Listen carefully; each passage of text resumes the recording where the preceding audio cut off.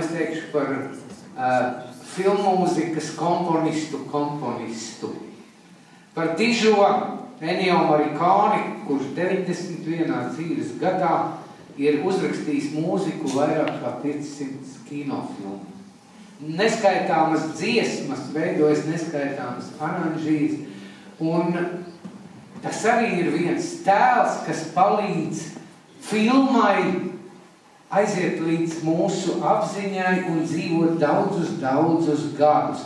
Un es neprasīšu, kāpēc, Māri, tev viņa tā mūzika tik ļoti patika, bet tur, tajā filmmūzikā, jūs arī dzirdēsiet tūlīt, tur kā kontrastē tās lietas, nu? Jā, tur izpaužas Morricones talants. Arī dižie citi, Hans Zimmer vai Džons Viljams, viņi ir teikuši, ka tikko tu dzirdi Morricones mūzika, tas ir kaut kas tāds ļoti neizskaidrojums, ka tu lielākoties vari pateikt, jā, tas ir Ennio. Un astmeņkājas, lai arī mūzika nav izgājusi ļoti ārpus šī seriāla robežām, tomēr tas tik ļoti ir Ennio Morricone ar šo tik precīzo šo galvenās tēmas pieteikumu jau pašā seriāla sākumā, kas raksturo to varu un to skaudrumu.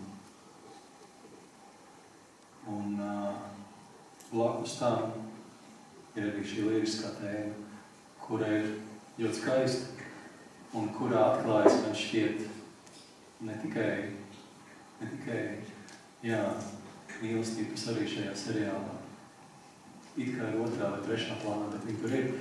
Ne tikai mīlestība atklājas, bet arī, es domāju,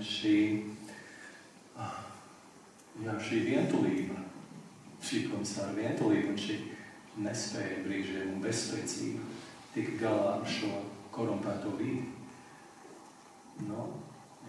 Šo samazglojumu, kas valda visapkārt, kas ir tā saistīts, un galā tas ir tas astmeņkājas. Pamēģināsim tie, kas redzējuši, atcerēties, un tie, kas nav redzējuši, iztēlot.